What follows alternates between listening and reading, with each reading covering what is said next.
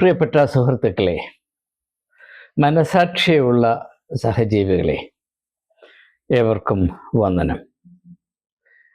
ഞാൻ ഈ വീഡിയോയിൽ ആദ്യമായി NDTVയിൽ വന്ന ഒരു റിപ്പോർട്ട് നിങ്ങളുടെ ശ്രദ്ധയിൽ പെടുത്തുവാൻ താല്പര്യപ്പെടുകയാണ്.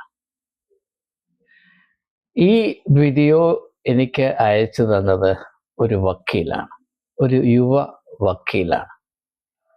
എ ടെമ്പിൾ ഓഫ് തോട്ട് എന്ന നമ്മുടെ യൂട്യൂബ് സംഗമത്തിൽ കൂടെ മാത്രം പരിചയപ്പെടുവാനിടയായ വളരെ ഹ്രസ്വമായ പരിചയത്തിൽ യുവാവായ ആ വക്കീലിനോട് എനിക്ക് വളരെയധികം സ്നേഹവും താല്പര്യവും ബഹുമാനവും തോന്നിയിട്ടുണ്ട്. അദ്ദേഹം കഴിവുള്ള വ്യക്തിയാണ്, വായനാശീലമുള്ള വ്യക്തിയാണ്, അന്വേഷണ ബുദ്ധിയുള്ള ഒരു മനസ്സിൻ്റെ ഉടമയാണ്. എന്നാൽ സ്വന്തം വ്യക്തിത്വത്തിൻ്റെ അഖണ്ഡത വളരെയധികം വിലമതിക്കുന്ന വ്യക്തിയാണ്. അതുകൊണ്ട് മനുഷ്യനിർമ്മിതമായ പല ചട്ടക്കൂടിനകത്തും ഒതുങ്ങി നിൽക്കാൻ അദ്ദേഹത്തിന് പ്രയാസമാണ്. അതുകൊണ്ട് തന്നെ ഞാൻ അദ്ദേഹത്തെ സ്നേഹിക്കുന്നു, ബഹുമാനിക്കുന്നു. അപ്പോൾ അദ്ദേഹം എന്നോട് ചോദിച്ചൊരു ചോദ്യം, ഇത് ചോദിച്ചത് ഒരു 3-4 മാസങ്ങൾക്ക് മുൻപാണ്. ഡൽഹി മുഖ്യമന്ത്രിയായിരുന്ന അരവിന്ദ് കെജ്രിവാൾ യഥാർത്ഥത്തിൽ നിർദോഷിയാണ് എന്ന് സാറ് വിചാരിക്കുന്നുണ്ടോ എന്ന് അദ്ദേഹം ചോദിച്ചു. ഞാൻ പറഞ്ഞു, 100% അദ്ദേഹം നിർദോഷിയാണ്. ഈ കേസ് ചമച്ച് ഉണ്ടാക്കിയ അടിസ്ഥാനരഹിതമായ കേസാണ്. ഇത് രാഷ്ട്രീയമായ ഒരു കോടാലിയാണ്, ഇതൊരു കേസല്ല. നമ്മുടെ നാട്ടിലെ നീതിന്യായ വ്യവസ്ഥിതികളെ ആയുധവൽക്കരിക്കുന്ന വളരെ ഞെട്ടിപ്പിക്കുന്ന ഒരു പ്രക്രിയയുടെ ഏറ്റവും ശ്രദ്ധേയവും അപകടകാരിയുമായ ഒരു ഭാഗമാണിത് എന്ന് ഞാൻ അദ്ദേഹത്തോട് പറയുകയുണ്ടായി. അദ്ദേഹം കൂടുതലായി എന്നോട് തർക്കിച്ചില്ല എന്നത് സന്തോഷജനകമാണ്. അദ്ദേഹമാണ് ഞാനിപ്പോൾ നിങ്ങളെ കാണിക്കാൻ പോകുന്ന ഈ വീഡിയോ എനിക്ക് അയച്ചു തന്നത്. ഇത് കേജ്രിവാളിനെ പറ്റിയും മനീഷ് സിസോദിയയെ പറ്റിയും അവരെ കുടുക്കിയ കേസിൻ്റെ അവസ്ഥയെ പറ്റിയുമാണ്. ഇത് സംബന്ധിച്ച ചില കാര്യങ്ങൾ ഈ 3 മിനിറ്റ് മാത്രം ദൈർഘ്യമുള്ള ഈ വീഡിയോ നിങ്ങൾ കണ്ട ശേഷം നിങ്ങളുമായി പങ്കിടാമെന്ന് വിചാരിക്കുകയാണ്. ദയവായി നിങ്ങൾ വളരെ ശ്രദ്ധ, ഹിന്ദിയിലാണ്. ഞാൻ അതിൻ്റെ പ്രസക്തമായ ഭാഗങ്ങൾ മലയാളത്തിൽ അനുവർത്തനം ട്രാൻസ്ലേറ്റ് ചെയ്യുന്നതായിരിക്കും. शराब घोटाला करनी थी और हमारे ऊपर आरोप लगा रही थी। आज कोर्ट ने सारे आरोप खारिज कर दिए और जितने भी एक्यूज्ड थे सबको डिस्चार्ज कर दिया। हम हमेशा कहते थे सत्य की जीत होती है, हमें भारतीय न्याय प्रणाली पे भरोसा है। मैं जज साहब का बहुत बहुत शुक्रिया अदा करता हूँ जिन्होंने हमारे साथ न्याय किया, सत्य की जीत हुई। मैं हमेशा कहता था कि भगवान हमारे साथ है। मोदी जी ने अमित शाह जी ने मिलके आजाद भारत का सबसे बड़ा राजनीतिक षड्यंत्र रचा। आम आदमी पार्टी को खत्म करने के लिए आम आदमी पार्टी के सबसे बड़े 5 नेताओं को जेल में डाल दिया गया। यहाँ तक कि सिटिंग चीफ मिनिस्टर, जो आज तक भारत के इतिहास में कभी नहीं हुआ, सिटिंग चीफ मिनिस्टर को उसके घर से घसीट कर जेल में डाला गया और 6 महीने तक जेल में रखा गया। हमारे उप मुख्यमंत्री मनीष सिसोदिया जी, उनको लगभग 2 साल तक जेल में रखा गया। पूरा का पूरा फर्जी केस था। हमारे ऊपर कीचड़ फेंका गया। 24 घंटे टीवी चैनलों के ऊपर डिबेट चलते थे, खबरें दिखाई जाती थी केजरीवाल भ्रष्ट है, केजरीवाल भ्रष्ट है।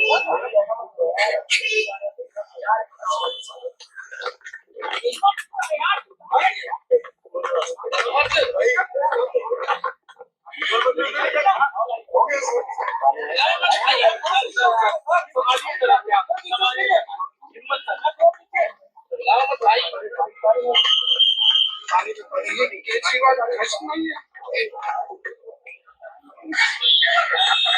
मैंने केवल अपनी जिंदगी में ईमानदारी कमाई है। इन्होंने झूठा केस लगाया और आज ये साबित हो गया।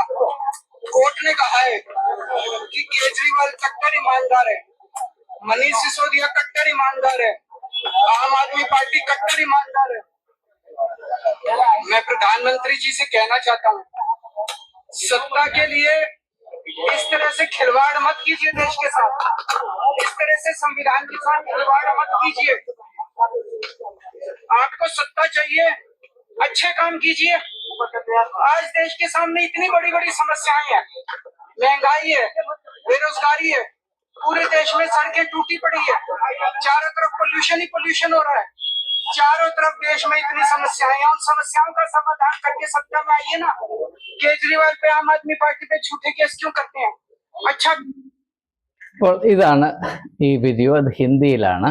എൻ്റെ സാരാംശം ഇപ്രകാരമാണ്.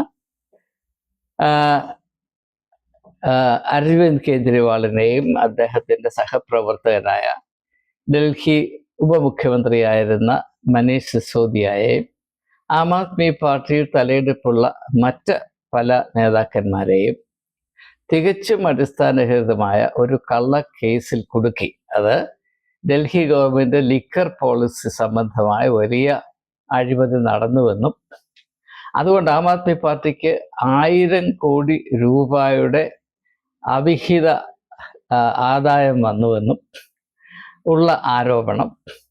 അത് പിന്നെ കുറച്ച് 100 കോടിയാക്കി, പിന്നെ 1 കോടിയാക്കി.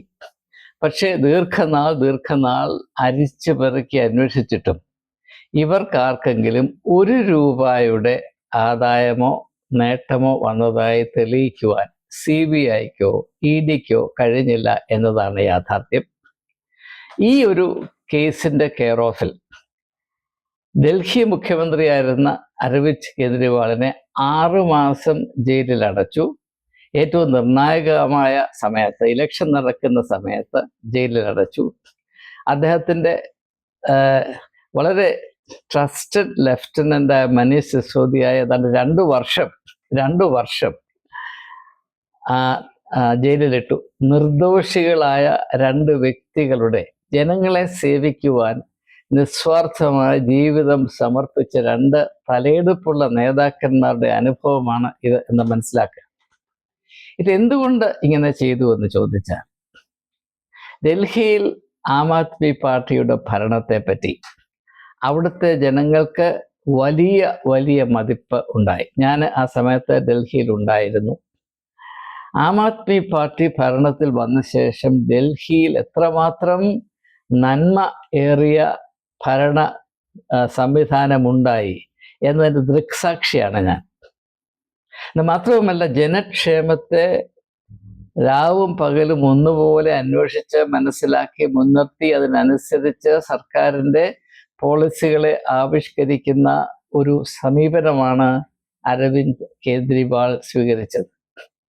എനിക്ക് ആം ആദ്മി പാർട്ടിയോട് വലിയ അടുപ്പമില്ലായിരുന്നുവെങ്കിലും ആം ആദ്മി പാർട്ടി ആദ്യം ഡൽഹി ഗവൺമെൻറ്റിൽ അധികാരത്തിൽ വന്നപ്പോൾ അദ്ദേഹം എന്നെ ഫോൺ ചെയ്ത് അദ്ദേഹത്തെ ചീഫ് മിനിസ്റ്ററുടെ ഓഫീസിൽ വന്ന് കാണാൻ, അദ്ദേഹത്തിൻ്റെ കൂടെ ഒരു കപ്പ് ചായ കുടിക്കാൻ എന്ന് പറഞ്ഞ് എന്നെ ക്ഷണിച്ചതും, പക്ഷെ അത് വിളിച്ചത് മറ്റൊന്നുമല്ല, താൻ അതായത് ആം ആദ്മി പാർട്ടി ഉണ്ടാക്കാൻ പോകുന്ന, അവതരിപ്പിക്കാൻ പോകുന്ന ബഡ്ജറ്റിനെ പറ്റി, അതിലെന്തായിരിക്കണം പ്രധാനപ്പെട്ട ഊന്നൽ എന്ന എൻ്റെ അഭിപ്രായം ആരായുന്നതിന് വേണ്ടിയാണ്. അങ്ങനെ എൻ്റെ അഭിപ്രായം ആരായേണ്ട ഒരു കാര്യവുമില്ല. ഞാൻ അതിന് തക്കതായ ആളുമല്ല. ഞാൻ വെറും സാധാരണ മനുഷ്യനാണ്. എങ്കിലും ഏതെങ്കിലും വിധത്തിൽ സത്യസന്ധമായി ചിന്തിക്കുന്ന കൂട്ടത്തിൽ ജനങ്ങൾക്ക് നന്മ വരുന്ന എന്തെങ്കിലും ആശയം എവിടെ നിന്നെങ്കിലും പ്രാപിക്കാൻ ഇടയാകുമോ എന്ന താല്പര്യത്തിലാണ് അരവിന്ദ് കെജ്രിവാൾ എന്നെ ഇപ്രകാരം ക്ഷണിച്ചതും. ഞാനവിടെ ചെല്ലുമ്പോൾ അദ്ദേഹവും മനീഷ് സിസോദിയയും ഉണ്ടായിരുന്നു. ഞാൻ അവരുമായി സംവാദിച്ചു. ഞാൻ അവരോട് ഏറ്റവും പ്രത്യേകിച്ച് പറഞ്ഞത്, നിങ്ങൾക്ക് യഥാർത്ഥത്തിൽ സൽഭരണം നടപ്പിലാക്കാൻ താല്പര്യമുണ്ടെങ്കിൽ വിദ്യാഭ്യാസത്തിന് ഏറ്റവും വലിയ പ്രാധാന്യം നൽകണമെന്ന് പറഞ്ഞു. അദ്ദേഹം ആ നിമിഷത്തിൽ എന്നോട് പറഞ്ഞു, അത് ഞങ്ങൾ തീർച്ചയായും നടപ്പാക്കിയിരിക്കും. അത് ഞങ്ങളുടെ ബഡ്ജറ്റിൽ അതിൻ്റെ ഊന്നൽ പ്രത്യക്ഷമായി കാണാൻ കഴിയും. അതുപോലെ സംഭവിച്ചു. അതിനുശേഷം അവതരിപ്പിച്ച ഡൽഹി ബഡ്ജറ്റിൽ അതുവരെ അതിന് മുമ്പുണ്ടായിരുന്ന സർക്കാരുകൾ വിദ്യാഭ്യാസത്തെ നീക്കിവെച്ച തുകയുടെ മൂന്നിരട്ടിയാണ് ആ ബഡ്ജറ്റിൽ ആം ആദ്മി പാർട്ടി നീക്കിവെച്ചത് എന്ന ഈ തരുണത്തിൽ അല്പം അഭിമാനത്തോടു കൂടെയാണ് ഞാൻ ഓർക്കുന്നത്. മാത്രവുമല്ല, 2012 ഇന്ത്യയിലെ 39,000 കോളേജുകളിൽ ഏറ്റവും മേന്മയേറിയ college, number 1 college Saint Stephen's ആണ് എന്ന ഒരു വിലയിരുത്തൽ ഉണ്ടായി. അത് ഇന്ത്യ ടുഡേ മാർഗ് സർവേയിൽ കൂടെ ഇന്ത്യയിലെ ഏറ്റവും നല്ല കോളേജ് സെന്റ് സ്റ്റീഫൻസ് കോളേജാണ്. അത് ആദ്യമായിട്ടാണ് അങ്ങനെ ഒരു റേറ്റിംഗ് കോളേജിന് കിട്ടുന്നത്. ഇത് പത്രത്തിൽ പരസ്യമായ അതിരാവിലെ തന്നെ എന്നെ ആദ്യം വിളിച്ചത് അരവിന്ദ് കെജ്രിവാളാണ്. അദ്ദേഹത്തിൻ്റെ കൂടെ ഒരു കപ്പ് ചായ കുടിക്കാനായിട്ട് എത്തണമെന്നുകൊണ്ട് പറഞ്ഞു. ഞാൻ അതനുസരിച്ച് അവിടെ ചെന്നു. അപ്പോൾ അവിടെ മനീഷ് സിസോദിയ ഇരിപ്പുണ്ട്, ഡൽഹി ഗവൺമെൻറ് എഡ്യൂക്കേഷൻ സെക്രട്ടറി ഇരിപ്പുണ്ട്. അന്ന് ഡൽഹി ഗവൺമെൻറ്റിൻ്റെ എഡ്യൂക്കേഷൻ സെക്രട്ടറി ആയിരുന്നത് എൻ്റെ ഒരു സ്റ്റുഡൻ്റ് ആയിരുന്നു എന്നതും ഈ സമയത്ത് സന്തോഷത്തോടെ ഞാൻ ഓർക്കുകയാണ്. അപ്പം ഞാൻ അവിടെ ചെന്ന് സംഭാഷണമൊക്കെ ആരംഭിച്ചപ്പോൾ ആദ്യമായിട്ട് അരവിന്ദ് കെജ്രിവാൾ എന്നോട് പറഞ്ഞത്, ഡൽഹിയിൽ ഇപ്രകാരമുള്ളൊരു കോളേജ് ഉള്ളത് ഞങ്ങൾ നന്നേ അഭിമാനിക്കും. ഇതിന് ലോകോത്തരമായ നിലവാരമുണ്ടാകത്തക്കവണ്ണം വികസിപ്പിച്ചെടുക്കുന്നതിന് ഡൽഹി സർക്കാരിൻ്റെ പക്ഷത്ത് നിന്ന് യാതൊരു ലിമിറ്റുമില്ലാത്ത വിധത്തിൽ സഹായിപ്പാൻ ഞങ്ങൾ തയ്യാറാണ്. എന്ത് വേണമെന്ന് പറഞ്ഞാൽ അത് ഒരു ചോദ്യം പോലും ചോദിക്കാതെ ഞങ്ങൾ നൽകാൻ തയ്യാറാണ്. പക്ഷെ അത് നടപ്പാക്കാൻ എന്നെ കൊണ്ട് സാധിച്ചില്ല. കാരണം ഡൽഹി ബിഷപ്പിൻ്റെ ഗുണം കൊണ്ട് പറ്റിയില്ല. അത് മറ്റൊരു വിഷയമാണ്. ഞാൻ വേറെ സമയത്ത് അതിൻ്റെ വിശദാംശങ്ങൾ വെളിപ്പെടുത്തുന്നതായി. ഞാൻ പറഞ്ഞു വന്നത്, ജനങ്ങളുടെ ക്ഷേമം ഏതെല്ലാം വിധത്തിൽ വർദ്ധിപ്പിക്കാമോ അതിനുവേണ്ടി എപ്പോഴും ചിന്തിക്കുകയും എല്ലാവരിൽ നിന്നും ആരിൽ നിന്നും നിർദ്ദേശങ്ങൾ പ്രാപിക്കാനുള്ള എളിമയും ഉണ്ടായിരുന്ന ഏക രാഷ്ട്രീയ നേതാവ് എൻ്റെ അനുഭവത്തിൽ അരവിന്ദ് കെജ്രിവാൾ ആയിരുന്നു എന്ന് പറയാൻ എനിക്ക് യാതൊരു മടിയുമില്ല. അങ്ങനെ പ്രവർത്തിച്ച ഒരു സർക്കാരിന് ന്യായമായും ജനങ്ങളുടെ ഇടയിൽ വലിയ സ്വീകാര്യതയുണ്ടായി.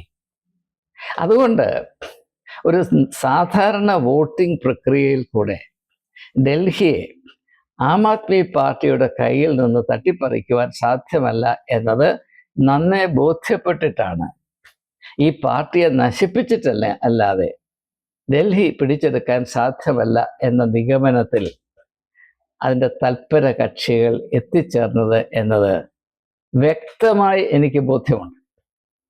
അതിൻ്റെ ഫലമായിട്ടാണ് ഈ ഒരു വലിയ ഗൂഢാലോചന ഒരു കേസ് എന്ന നിലയിൽ രൂപം കൊണ്ട് ഇത്രമാത്രം അധർമ്മം പ്രവർത്തിക്കുവാൻ ഇടയായത്. നിർദോഷികളായ 2 നേതാക്കന്മാരെ കാരാഗ്രഹത്തിലടക്കുകയും അവരുടെ രാഷ്ട്രീയമായ സ്വാധീനത്തെ മുച്ചൂട് നശിപ്പിക്കുകയും ചെയ്ത് അവിടെ മനുഷ്യ അവകാശത്തെ ധ്വംസിച്ചിട്ട് വേണം ഒരു പട്ടണത്തിൻ്റെ ഭരണം പിടിച്ചെടുക്കാൻ എന്നത് വാസ്തവത്തിൽ മനുഷ്യത്വമുള്ളവർ ലജ്ജയോടുകൂടെ മാത്രം ഓർക്കുവാൻ പര്യാപ്തമാണ്. ഇത് ഞാൻ എന്തുകൊണ്ട് സൂചിപ്പിക്കുന്നു എന്ന് ചോദിച്ചാൽ, നമ്മുടെ രാജ്യത്ത് സംഭവിച്ചുകൊണ്ടിരിക്കുന്ന അല്ലെങ്കിൽ വന്നുകൊണ്ടിരിക്കുന്ന മാറ്റങ്ങൾ എന്താണെന്ന്, അതിൻ്റെ ഭീകരമായ സ്വഭാവം അത്ര മറഞ്ഞിരിക്കുന്നതല്ല. അല്പം കണ്ണു തുറന്ന് വെച്ചിരിക്കുന്നവർക്ക് കണ്ട് മനസ്സിലാക്കാവുന്നേ ഉള്ളൂ. അതൊന്ന് തിരിച്ചറിയുവാൻ പ്രത്യേകിച്ച് കേരളത്തിലെ ജനം ഒന്ന് കൂട്ടാക്കണം. ഞാൻ പ്രത്യേകിച്ച് ഇവിടുത്തെ മെത്രാന്മാരോട് പറയുകയാണ്, ഇങ്ങനെയുള്ള ആളുകളുടെ തോലുരുമി നിന്നാൽ ഞങ്ങളുടെ തൊലി സംരക്ഷിക്കാൻ ഒക്കും എന്ന ഒരേ ഒരു കണക്ക് കൂട്ടലിൽ അവരെടുക്കുന്ന നിലപാടുകൾ തികച്ചും പൈശാചികമാണ് എന്ന് പറയാതിരിക്കാൻ ഒരു മാർഗവുമില്ല. എന്നെ കേൾക്കുന്ന പ്രിയപ്പെട്ട സുഹൃത്തുക്കളെ, നിങ്ങളെ തന്നെ കേജ്രിവാളിൻ്റെയോ മനീഷ് സിസോഡിയയുടെയോ അവസ്ഥയിൽ വെച്ച് ചിന്തിച്ചു നോക്കൂ. നിങ്ങൾ ഏറ്റവും നിഷ്കളങ്കമായ ഹൃദയത്തോടെ സതുദ്ദേശത്തോടുകൂടെ ഡൽഹിയിലെ 2 കോടിയിൽ പരം വരുന്ന ജനത്തിൻ്റെ ക്ഷേമം അന്വേഷിച്ച് അത് മാത്രം ലാക്കാക്കി പ്രവർത്തിച്ചു കൊണ്ടിരിക്കുമ്പോൾ യാതൊരു കുറ്റവും ചെയ്യാത്തതിൻ്റെ പേരിൽ, നന്മ മാത്രം ചെയ്യുന്നതിൻ്റെ പേരിൽ, ജനങ്ങളുടെ ക്ഷേമം മാത്രം കേന്ദ്രീകരിച്ച് പ്രവർത്തിക്കുന്നതിൻ്റെ പേരിൽ, നിഷ്കളങ്കമായ ഒരു ഭരണ സംസ്കാരം നടപ്പാക്കുന്നതിൻ്റെ പേരിൽ അറസ്റ്റ് ചെയ്യപ്പെട്ട് എല്ലാ മനുഷ്യ അവകാശങ്ങളും നഷ്ടമായി കാരാഗ്രഹത്തിൽ അടയ്ക്കപ്പെടുന്ന അവസ്ഥ ഒന്ന് ആലോചിച്ച് നോക്കും. അവർക്ക് സംഭവിച്ച വലിയ അപമാനത്തിനും നഷ്ടത്തിനും ആരുത്തരം പറയും? അതിന് ഏത് വിധത്തിൽ കോമ്പൻസേറ്റ് ചെയ്യും? അവർ നിർദോഷികളാണ് എന്ന് ഇപ്പോൾ കോടതി പറയുമ്പോൾ അവരോട് കാണിച്ചത് മുഴുവനും മനഃപൂർവമായ അടിസ്ഥാനരഹിതമായ അക്രമമാണ്, അനീതിയാണ് എന്നല്ലാതെ മറ്റൊന്നും നമുക്ക് ചിന്തിക്കുവാൻ സാധ്യമല്ല. അങ്ങനെ ചെയ്യുന്നവർ മാന്യന്മാരായി തുടരും. അവർക്കാരോടും ഉത്തരം പറയേണ്ട കാര്യമില്ല. എന്നാൽ ലോകത്തിൽ അപൂർവം ചില രാജ്യങ്ങളിൽ പൗരന്മാരോട് അല്ലെങ്കിൽ ആ രാജ്യത്തെ ജനങ്ങളോട്, വ്യക്തികളോട് ഇപ്രകാരമുള്ള അപരാധം സർക്കാർ ചെയ്യുന്നുവെങ്കിൽ അവരുടെ നിഷ്കളങ്കത, നിരപരാധിത്വം തെളിയിക്കപ്പെട്ട നിമിഷം മുതൽ അവർക്ക് അവരോട് ഈ അപരാധം ചെയ്തവരാരാണോ അവർക്കെതിരെ കേസ് കൊടുക്കുവാനും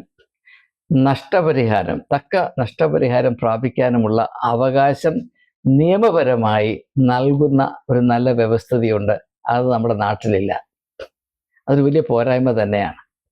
അതുകൊണ്ട് വാസ്തവത്തിൽ ഭാരതത്തിൽ നടപ്പാക്കേണ്ട ഒരു നിയമം എന്ന് പറയുന്നത്, ആരെങ്കിലും അടിസ്ഥാനരഹിതമായി ചില ശക്തികളുടെ ഇരയായി തീർന്ന് അവർക്കിപ്രകാരമുള്ള പീഡനവും നഷ്ടവും അപമാനവും സഹിക്കേണ്ടി വന്നാൽ അവരുടെ നിരപരാധിത്വം തെളിയിച്ചു കഴിയുമ്പോൾ അവർക്ക് നഷ്ടപരിഹാരത്തിന് കേസ് കൊടുക്കാനുള്ള ഒരു സംവിധാനം നിയമപരമായി ഈ നാട്ടിലുണ്ടാകേണ്ടതാണ്. എന്നാലെങ്കിലും ഇപ്രകാരമുള്ള ക്രൂരതയ്ക്ക്, അനീതിക്ക്, കാടത്തരത്തിന്, മൃഗീയതയ്ക്ക് അല്പം കടിഞ്ഞാനിടാൻ സാധിക്കും എന്നാണ് ഞാൻ കരുതുന്നത്. ഇതിനേക്കാൾ വലിയ ഒരക്രമമോ അനീതിയോ നമുക്ക് വിഭാവന ചെയ്യാൻ സാധ്യമല്ല. പ്രിയപ്പെട്ട സുഹൃത്തുക്കളെ, ഞാൻ സത്യമായി സമാന്തരമായ അനുഭവത്തിൽ കൂടെ കടന്നുപോയൊരു വ്യക്തി എന്ന നിലയിൽ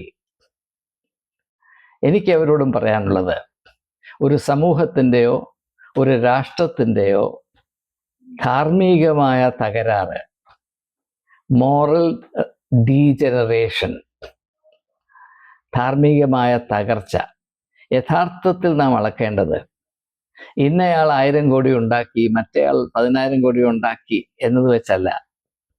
ആ സമൂഹത്തിൽ സത്യസന്ധമായും നീതിയുക്തമായും പ്രവർത്തിക്കുവാൻ താല്പര്യപ്പെടുന്ന ആളുകൾ സഹിക്കേണ്ടി വരുന്ന പീഡനത്തിൻ്റെ ആ സ്കെയിൽ വെച്ചിട്ടാണ്. ഞാൻ ഈ പറഞ്ഞ കാര്യം വ്യക്തമാണെന്ന് കരുതുകയാണ്. ഒരു സമൂഹം ധാർമ്മികമായി എത്രമാത്രം അധപ്പതിച്ചു, അവിടെ അഴിമതി എത്രമാത്രം രാജ്യത്വം ചെയ്യുന്നു എന്നത് മനസ്സിലാക്കണമെങ്കിൽ ആളുകൾ എത്ര കോടി ഉണ്ടാക്കി അല്ലെങ്കിൽ വിദേശത്ത് എത്ര പണം കൊണ്ട് നിക്ഷേപിച്ചു, അതൊന്നും അല്ല പ്രശ്നം. ഇത് അനുഭവിച്ച വ്യക്തി എന്ന നിലയിൽ ഞാൻ നിങ്ങളോട് പറയുകയാണ്, സത്യസന്ധമായി തങ്ങളുടെ കടമ നിർവഹിക്കുവാൻ ആളുകൾ കൂട്ടാക്കുമ്പോൾ അവർക്ക് എത്രമാത്രം പീഡനം സഹിക്കേണ്ടി വരുന്നു, അവർ എത്രമാത്രം പീഡിപ്പിക്കപ്പെടുന്നു, ആക്രമിക്കപ്പെടുന്നു, മുറിവേൽപ്പിക്കപ്പെടുന്നു എന്നതായിരിക്കണം ഒരു സമൂഹത്തിൻ്റെ ധാർമ്മിക അധപ്പതനത്തിൻ്റെ ശരിയായ അളവുകൾ. ഇത് നാം മനസ്സിലാക്കിയേ മതിയാകുകയുള്ളൂ. ഇത് രാഷ്ട്രീയത്തിൽ മാത്രമല്ല. എനിക്ക് ഈ അനുഭവം കുറെ കൂടെ കൂടുതലുള്ളത് സഭകളോടുള്ള ബന്ധത്തിലാണ്. പ്രത്യേകിച്ച് church of north India, church of south India, കൂടുതലും ചർച്ച് ഓഫ് നോർത്ത് ഇന്ത്യ. നമ്മുടെ സഭകളിൽ ആരെങ്കിലും സത്യസന്ധരാണ്, അവരുള്ള കാര്യം അതുപോലെ പറയും. സഭയുടെ പേരിൽ, ദൈവത്തിൻ്റെ പേരിൽ അഴിമതിയും അക്രമവും വഞ്ചനയും അനീതിയും കാണിക്കുന്നവരെ മാന്യന്മാരായോ ദൈവപുരുഷന്മാരായോ അംഗീകരിക്കുകയില്ല എന്നുണ്ടെങ്കിൽ അവരുടെ കാര്യം പോക്കാണ്. പിന്നെ ആളുകളെ ഇങ്ങനെ അറസ്റ്റ് ചെയ്ത് കാരാഗ്രഹത്തിലിടാനുള്ള അധികാരം സഭകൾക്ക് ഇല്ലാത്തത് കൊണ്ട് അവർ ചെയ്യുന്നത് നിങ്ങളെ തേജോവധം ചെയ്യുകയും നിങ്ങളെ ഒരു മതപരമായ കുഷ്ഠരോഗിയാക്കും, റിലീജിയസ് ലെപ്പർ. പിന്നെ നിങ്ങളെ കണ്ടാൽ ആളുകൾ ഓടി രക്ഷപ്പെടും, ആ വിധത്തിലാക്കി കളയും. നിങ്ങളെ ജീവനോടെ കൊന്നുകളയും. അത്ര മൃഗീയമായിട്ടാണ് സത്യസന്ധമായി ജീവിക്കാൻ താല്പര്യപ്പെടുന്ന ഇങ്ങനെയുള്ള സ്ഥാനത്തിരിക്കുന്ന ആളുകൾക്ക് അസൗകര്യം സൃഷ്ടിക്കുന്ന വിധത്തിൽ സത്യത്തോട് പ്രതിപത്തി കാണിക്കുന്ന ആളുകൾ, നീതിബോധമുള്ളവരെ സഭാ നേതൃത്വം കൈകാര്യം ചെയ്യുന്നത് എന്ന് അനുഭവത്തിൽ കൂടെ ഞാൻ സാക്ഷ്യപ്പെടുത്തുകയാണ്. ഞാൻ ഈ വീഡിയോയിൽ എൻ്റെ സൂക്ഷ്മമായ വശങ്ങൾ പറയുന്നില്ല. അത് മറ്റൊരു വീഡിയോയിലായിക്കൊള്ളട്ടെ. ഞാൻ പലതും വെളിപ്പെടുത്താൻ പോവുകയാണ്. അപ്പോൾ ഞാൻ പറയുന്നത് പൊതുവായ ഘടകം ഒരു സമൂഹത്തിൽ രാഷ്ട്രീയപരമായിട്ട് ആയിക്കൊള്ളട്ടെ, മതപരമായി ആയിക്കൊള്ളട്ടെ, ഒരു സമൂഹത്തിൻ്റെ ധാർമ്മികമായ തകർച്ചയുടെ ഏറ്റവും ആധികാരികമായ വശം ആ സമൂഹത്തിൽ നല്ലവരായ ആളുകൾ, സത്യം മാനിക്കുന്ന ആളുകൾ, നീതിയുക്തമായി പ്രവർത്തിക്കുന്ന ആളുകൾക്ക് സഹിക്കേണ്ടി വരുന്ന പീഡനവും ഇപ്രകാരമുള്ള അപമാനവുമാണ്. ഇത് കണ്ണു തുറന്ന് കണ്ട് ഇത് എന്താണ് നമ്മെ വിളിച്ചറിയിക്കുന്നത് എന്ന് തിരിച്ചറിയുവാൻ കൂട്ടാക്കാത്തവർ മനഃപൂർവ്വം അപകടത്തെ വിളിച്ചു വരുത്തുന്നവരായിരിക്കും. ഞാൻ കേരളത്തിലെ എൻ്റെ സഹോദരി സഹോദരങ്ങളോട് പറയുകയാണ്, ഇത് നമ്മെ വിളിച്ചറിയിക്കുന്ന സത്യം തിരിച്ചറിയുവീൻ. അപകടത്തിൽ നിന്ന് നിങ്ങളെയും നിങ്ങളുടെ തലമുറകളെയും രക്ഷിപ്പീൻ. രാത്രിയാകുന്നതിന് മുൻപേ ദൈവം നൽകിയ ബുദ്ധിയുടെ വെളിച്ചം പ്രയോജനപ്പെടുത്തുവീൻ. യേശു പറയുന്നത് പോലെ ആർക്കും പ്രവർത്തിക്കാൻ കഴിയാത്ത രാത്രി വരുന്നു. ആ രാത്രിയുടെ വരവിനെ ത്വരിതപ്പെടുത്തുന്ന വിധത്തിലാണ് ചില മെത്രാന്മാരുടെ രാഷ്ട്രീയ മാമാങ്കം കളിക്കുന്നത്. എന്നെങ്കിലും തിരിച്ചറിയാനുള്ള ആർജവം കാണിപ്പീൻ. ഇങ്ങനെയുള്ള കാര്യങ്ങളെപ്പറ്റി തുറന്ന് സംസാരിക്കാൻ താല്പര്യമുള്ളവർ ദയവായി എന്നെ കോൺടാക്റ്റ് ചെയ്യുക. നമുക്ക് നമ്മുടെ ഉള്ളിലുള്ള ഭീതികൾ, നാം അറിയുന്ന സത്യങ്ങൾ, മറ്റുള്ളവർ അറിഞ്ഞിരിക്കേണ്ട കാര്യങ്ങൾ സധൈര്യം വിളിച്ചു പറയുവാൻ ഒരു വേദി ഉണ്ടാക്കുക വളരെ അത്യാവശ്യമാണ്. കാരണം നാം നാളിതുവരെ കണ്ടുവന്നത്, മതത്തിലാണെങ്കിൽ മെത്രാന് എന്ത് വേണമെങ്കിലും പറയാം, വിശ്വാസിക്ക് വാ തുറന്നൊരു അഭിപ്രായം പറയാൻ ഇടവില്ല. രാഷ്ട്രീയത്തിലും അങ്ങനെ തന്നെയാണ്. മറ്റുള്ളവർ അങ്ങോട്ടും ഇങ്ങോട്ടും ഇട്ട് തട്ടുന്ന ഫുട്ബോളുകളാണ് നാം. അതൊരു മാറ്റമുണ്ടാകണം. നമുക്കും ചില കാര്യങ്ങൾ പറയാനുണ്ട്, നമുക്കും ചില ബോധ്യങ്ങളുണ്ട്, നമുക്കും ചില സ്വപ്നങ്ങളും സങ്കല്പങ്ങളുമുണ്ട്. അത് ഒന്ന് പങ്കിടുവാനുള്ള ഒരു വേദി ഉണ്ടാകുക വളരെ അത്യാവശ്യമാണ്.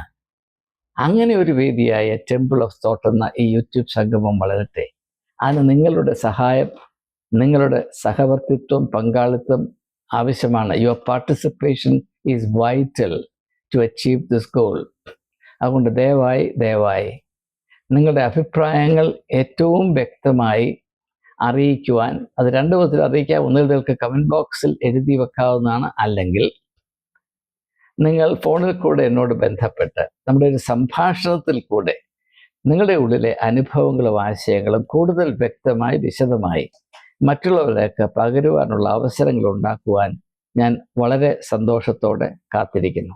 നമുക്ക് ഒരുമിച്ച് കൈകോർത്ത് പിടിച്ച് മുൻപോട്ട് സഞ്ചരിക്കാം. സത്യത്തിനും നീതിക്കും സാക്ഷ്യം വഹിക്കുന്ന ഒരാർജവമുള്ള വ്യക്തിത്വം പ്രാപിപ്പാൻ, പ്രത്യേകിച്ച് ഈ അന്ധകാരം രാജ്യത്തും ചെയ്യുന്ന നാളുകളിൽ നമ്മുടെ ഇടയിൽ, നമ്മുടെ ജീവിതത്തിൽ ഉണ്ടാകട്ടെ എന്നാശംസിച്ചുകൊണ്ട് വാക്കുകൾ ഉപസംഹരിക്കുന്നു. ഏവർക്കും നമസ്കാരം.